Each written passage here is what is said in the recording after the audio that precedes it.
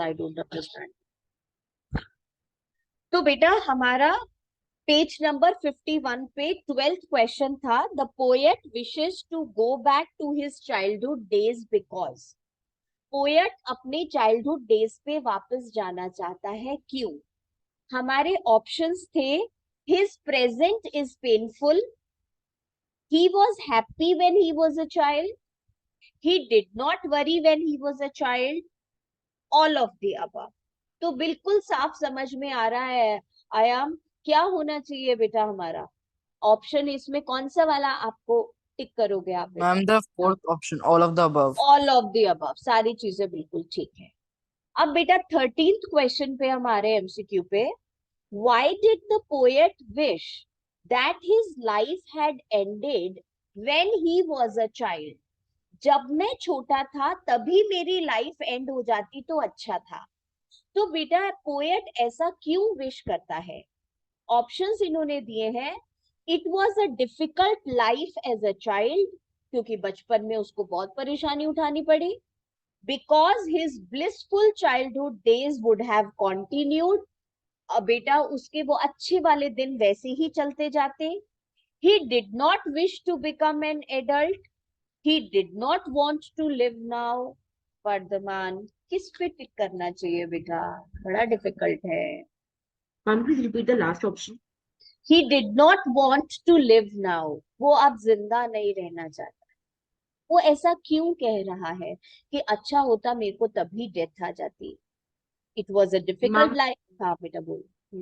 ma'am, C option. He did not wish to become an adult. he did not wish to become an adult, क्योंकि वो adult बनना नहीं चाहता था। और बेटा इसमें हम ये भी कह सकते हैं, second option, because his blissful childhood days would have continued, और अगर तभी रहता बेटा तो वो जो खुशी है वो वैसी की वैसी रहती, पर वो इसलिए करेक्ट नहीं होगा क्योंकि अगर डेथ हो जाती तो फिर ब्लिसफुल डेज भी खत्म हो जाते। He did not want to live now, क्योंकि अब वो जिंदा नहीं रहना चाहता। तो अब क्यों नहीं रहना चाहता? क्योंकि अब वो बड़ा हो गया है, इसलिए हम बेटा इसमें थर्ड ऑप्शन पे ही टिक करेंगे, he did not wish to become an adult, क्योंकि एडल्ट की लाइफ में बहुत सारे बर्डन्स होते हैं। अब बेटा हम आ जाते हैं दर्श 14th क्वेश्चन पे, the poet felt the need to make a contrast between the childhood days and adult life. Contrast use हुआ है, मेन बेटा इस पोएम की थीम है। ये कॉन्ट्रास्ट बचपन और एडल्ट लाइफ में क्यों किया है? Childhood was a ma'am perfect time. हाँ बेटा, ma'am a option only ma'am, a childhood was a perfect. ए है ना, he is happier as an adult तो होगा ही नहीं, he disliked his childhood days बिल्कुल भी नहीं होगा, he was forced to do so ऐसा भी नहीं होगा, तो ए ऑप्शन हो गया।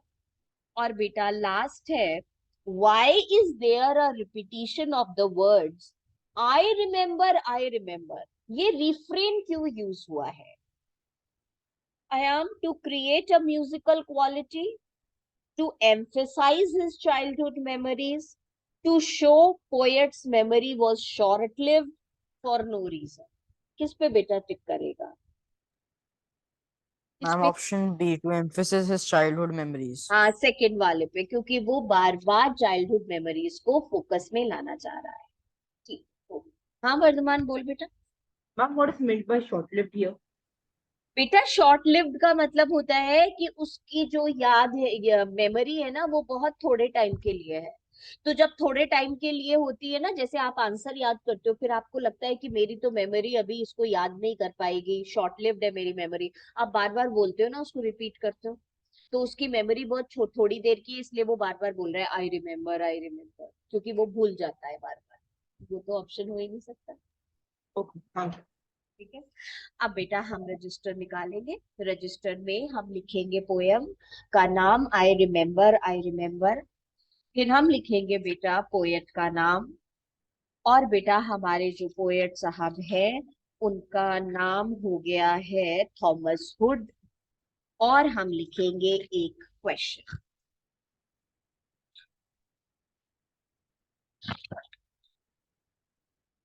और बेटा हमारा क्वेश्चन जो है वो है,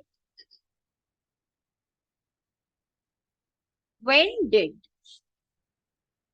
when did the sun come peeping? When did the sun come peeping? Question mark. Why? Why? Question mark. और बेटा साइड में लिखो 3 मार्क्स. हाँ बेटा बोलिएगा. Excuse me, ma'am. The हाँ बेटा. answer, the question that you just said is in the same in the workbook. So can I Yeah, write the बेटा. answer in the workbook only? हाँ, yes, of course you can. It depends upon you. है ना, बिल्कुल perfect use. उस पे लिखना होगा, उसमें लिख सकते हो. तो अब हम बात कर रहे हैं बेटा, ये हमसे कह रहे हैं when did the sun come peeping? Question mark. और बेटा उसके आगे हमने लिखा है why. तो बेटा फिर से क्वेश्चन मार्क. और बेटा साइड में लिखो 3 मार्क्स. 3 मार्क्स का क्वेश्चन है ये. हाँ दर्श बोल बेटा. Ma'am, I have to leave. हाँ बेटा यू लीव. जा आराम से. ठीक है. अब बेटा हमसे ये लोग पूछ रहे हैं when did the sun come peeping? Why? तो हमने बोला ये 3 मार्क्स का क्वेश्चन है. तो कैसे डिस्ट्रीब्यूट हुए हैं मार्क्स? हमने बोला मार्क्स बाइफरकेट हुए हैं बेटा. when did the sun come peeping 1 mark और why 2 मार्क्स. तो कब आता था सन ऐसे, हम 1 मार्क के हिसाब से लिखेंगे. और क्यों आता था तो बेटा 2 मार्क्स के हिसाब से लिखेंगे. तो 1 मार्क के हिसाब से लिखने का मतलब है we will write down 1 sentence और 2 सेंटेंसेस. और 2 मार्क्स के हिसाब से लिखने का मतलब है वी विल राइट डाउन 3 और 4 लाइंस. और बेटा 2 मार्क्स का मतलब हमें 2 वैल्यू पॉइंट्स लिखने हों. Why? When did the sun come peeping? तो सन कब पीपिंग करता था? तो बेटा आपको 1 मार्क में लिखना है बचपन में पोएट को. तब उसे ऐसा लगता था. पीपिंग का मतलब क्या होता है वो भी लिख सकते हो.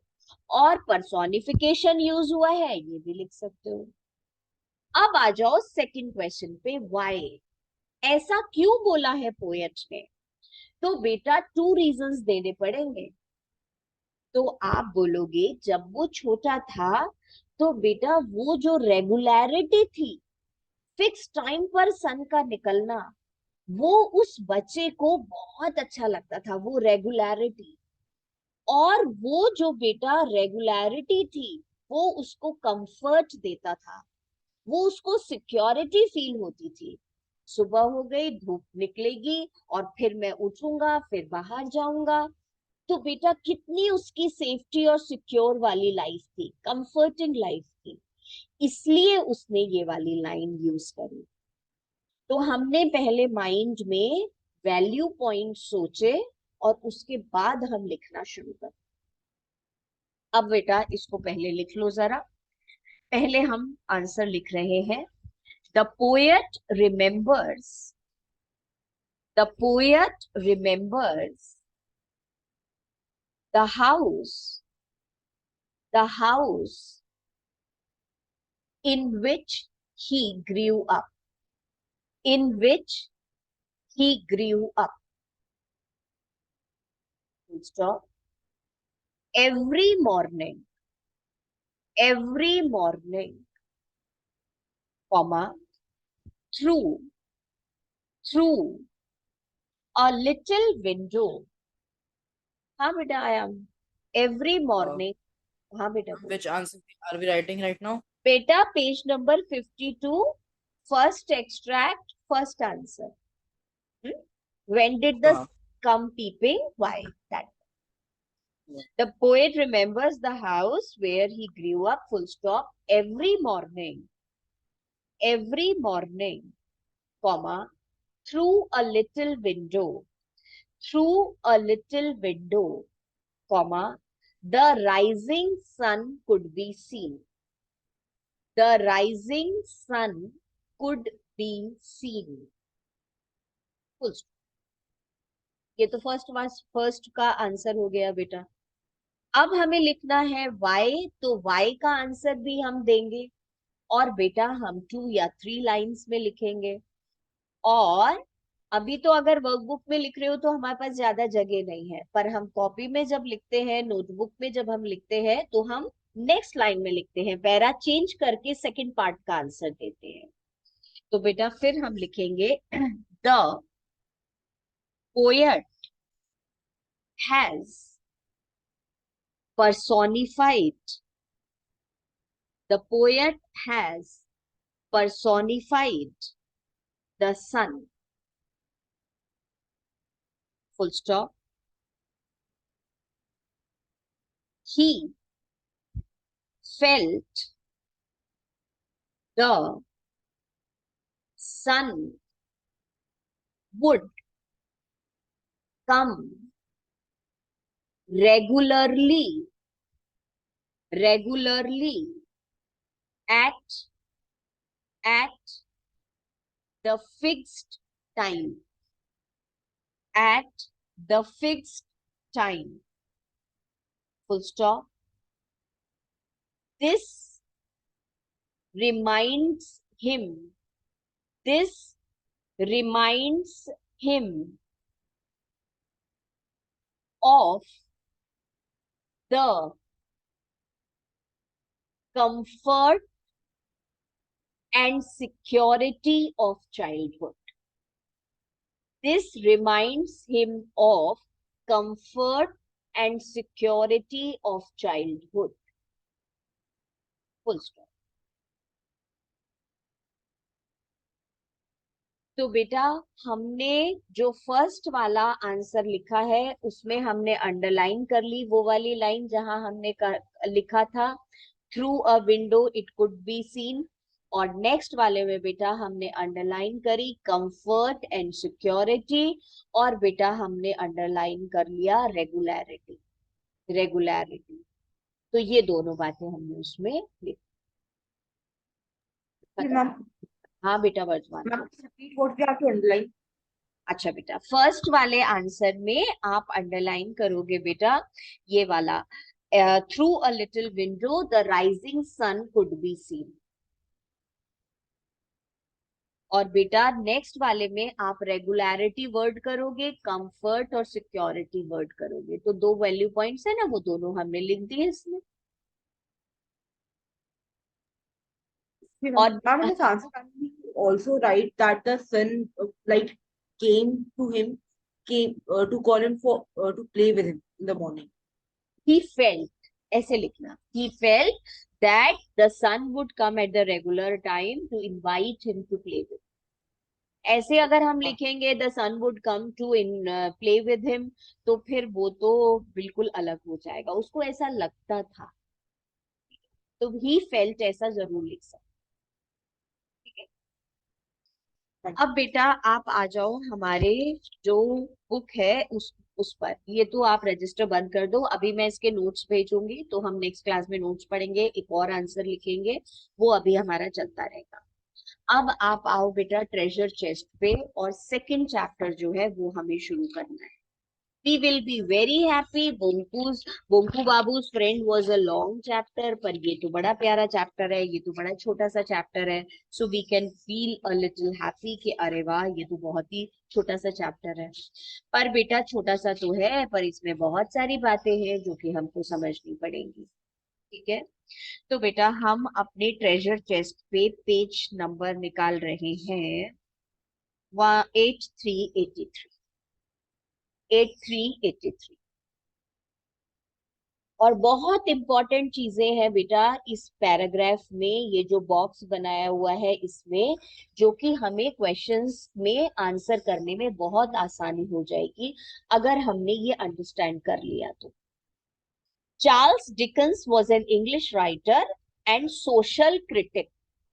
बेटा पेज नंबर 83 ट्रेजर चेस्ट में हम पढ़ रहे हैं। तो चार्ल्स डिकन्स जो है वो सोशल क्रिटिक थे, जो राइटर थे बेटा वो सोसाइटी की बातों को हाईलाइट करते थे, सोसाइटी की बुराइयों को, इविल्स को सबके सामने लाते थे, उसको बोलते हैं सोशल क्रिटिक।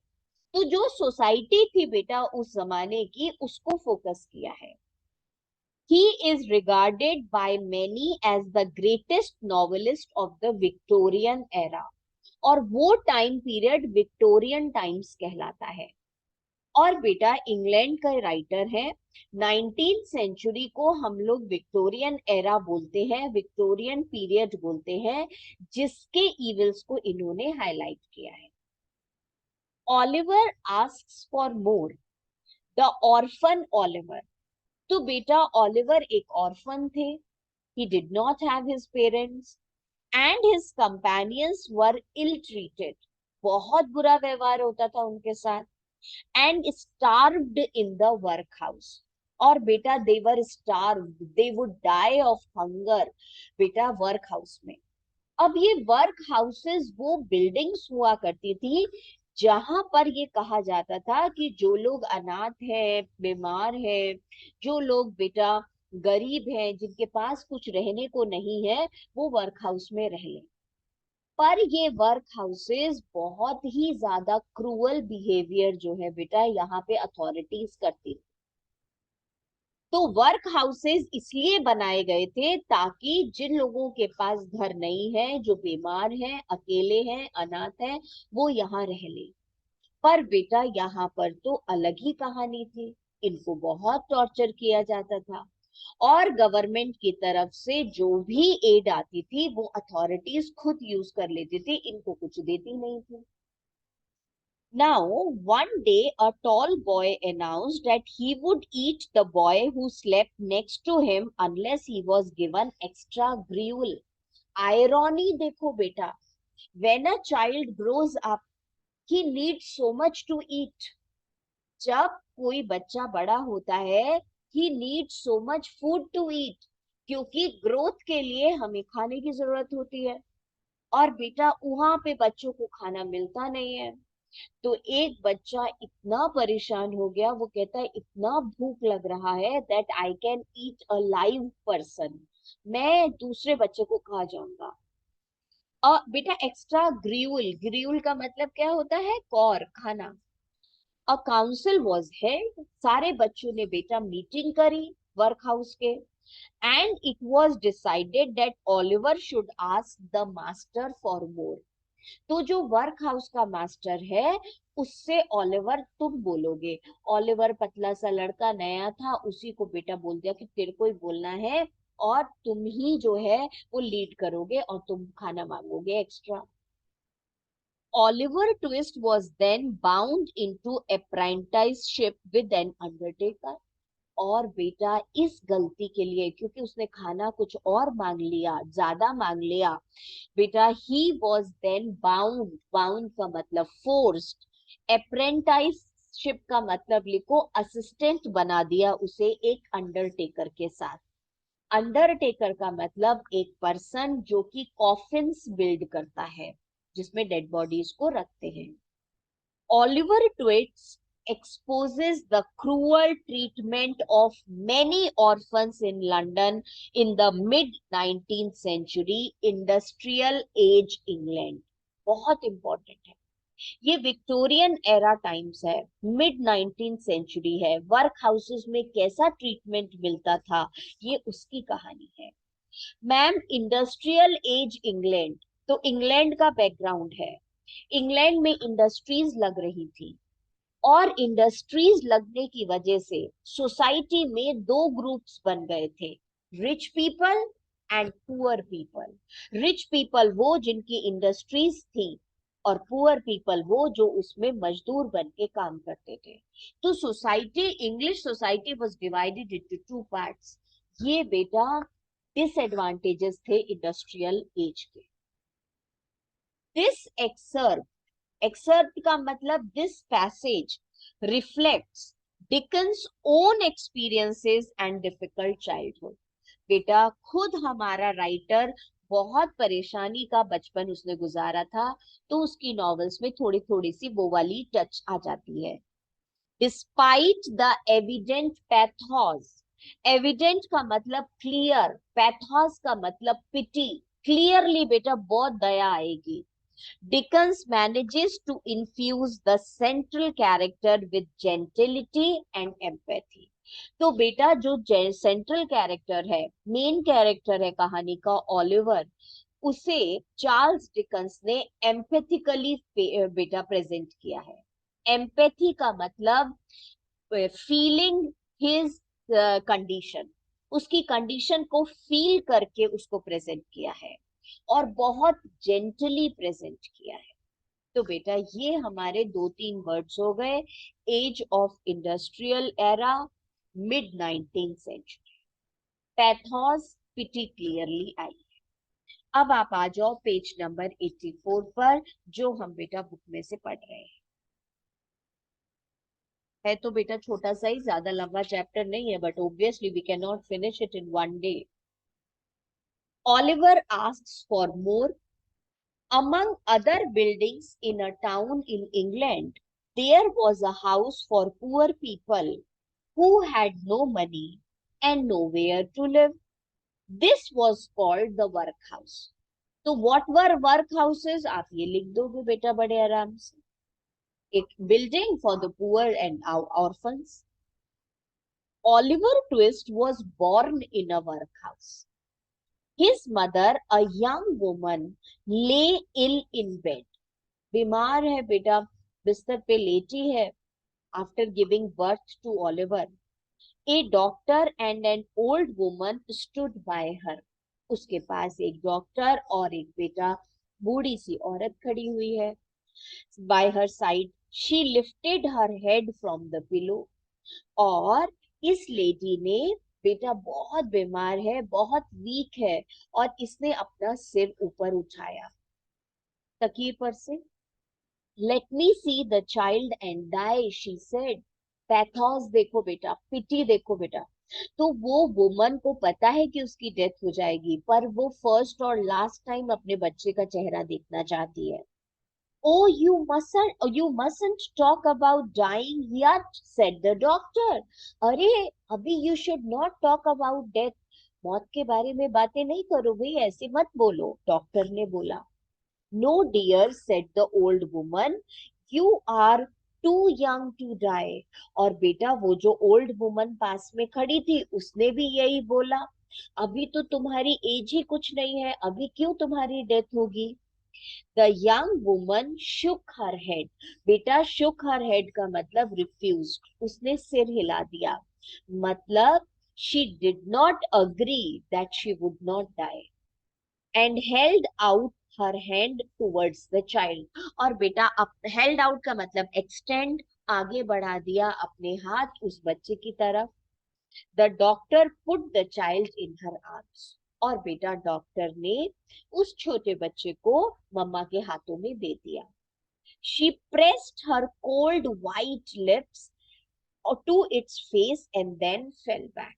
और बेटा the mother, the young woman, she kissed her child and she died. अब बेटा she pressed her cold white lips. तो cold white lips से आपको पता चल रहा है that she was about to die. It was extreme cold.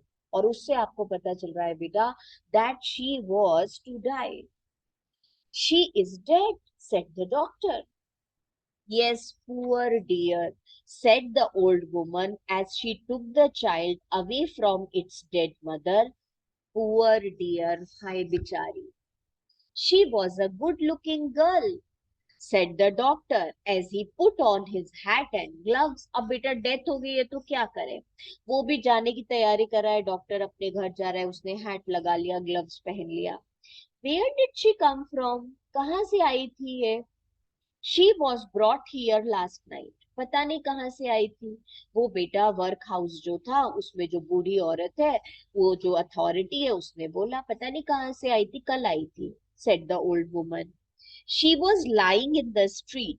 बेटा ओल्ड वुमन बता रही है, सड़क पे पड़ी हुई थी ये कल। She had walked a long way. और बहुत दूर से चलते चलते आई थी। And her shoes had holes in them. इस बात से पता चलता है कि बेटा इसके जो शूज पहने थे उसमें छेद हुए हुए थे, तो इसका मतलब था बेटा कि ये बहुत दूर से आई है चलते हुए और गरीब है, तो उसमें छेद हो गए हैं। Nobody knows where she came from or where she was going to. किसी को भी नहीं पता, कोई इसके साथ नहीं था, इसने भी किसी को नहीं बताया। The doctor raised the dead woman's left hand, और बेटा उसका लेफ्ट हैंड उठा के देखा कि भैया शादी हो गई थी क्या? The usual story, he said. I see that she has no ring on her finger. She wasn't married. Good night. और बेटा ये जो है अकेली है, लोनली है, अपने घर से दूर आ गई है, हस्बैंड है नहीं, और इसकी डेथ हो गई, किसी को इन्फॉर्म भी नहीं कर सकती। और बेटा डॉक्टर जो है वो चले गए।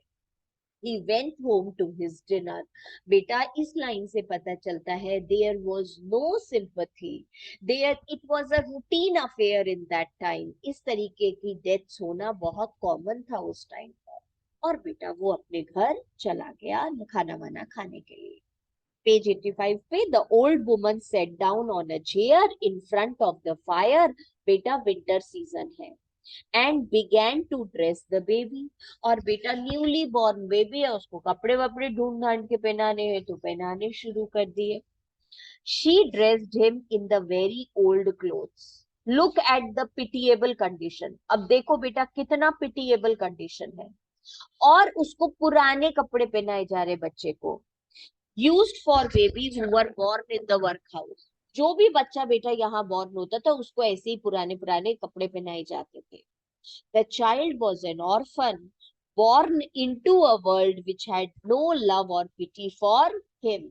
Because when a child is born, beta, the parents are there to love and take care. When the parents are not there, then who is going to love the child? Who is going to feel pity for him? So beta, अब उसकी जो है वो life शुरू हो जाए। Next turn पे हम आगे का पढ़ेंगे बेटा इसको, और मैं नोट्स शेयर कर रही हूँ आई रिमेम्बर के, उसके प्रिंट आउट निकाल लेना ताकि हम आई रिमेम्बर के नोट्स पढ़ के और फिर आगे करेंगे। और बेटा जूलियस सीजर तैयार रखना। सीन 1 तो मैं जल्दी से टेस्ट की डेट्स अनाउंस करूंगी, मे बी आफ्टर 14th के बाद फिर any day we will have the test. ठीक है।